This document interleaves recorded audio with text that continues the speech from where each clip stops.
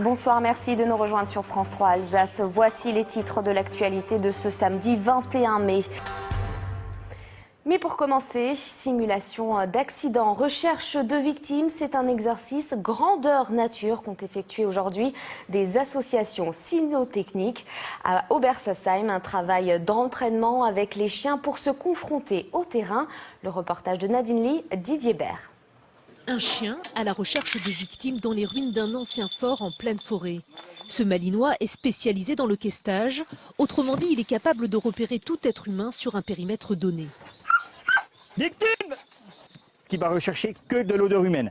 Il n'a pas besoin d'objet de référence, il n'a pas besoin de savoir qui c'est. Il va rentrer sur le site et il va marquer toute personne humaine. Pourquoi? Parce que depuis sa jeunesse, depuis qu'il est tout petit, on le fait aimer l'homme. Donc pour lui, un humain, c'est un ami et il va tout faire pour le retrouver. Pour cette simulation d'accident, près de 70 hommes et 25 chiens sont engagés. Un exercice grandeur nature dans des conditions difficiles. Nous ne pouvons pas bouger la victime, il nous faut absolument une équipe pour le sortir avec brancardage. Les fausses victimes, une dizaine en tout, sont comme ensevelies sous les rochers. Une fois que les chiens les ont localisés, il faut organiser les secours et extraire les blessés au plus près des conditions du réel. Attention à vos doigts, hein. Si ça va pas, vous le dites, on prend notre temps. C'est bon les filles? Ouais. D'accord, c'est bon? Ouais. Ripez.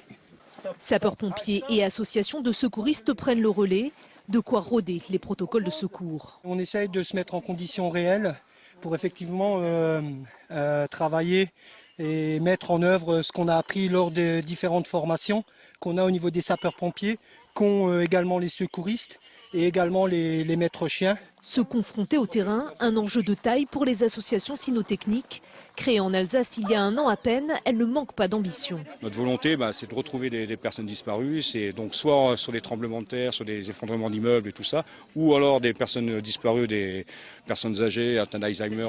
Cette année, les associations sont intervenues 5 fois en Alsace pour chercher des personnes disparues, exclusivement à la demande des autorités.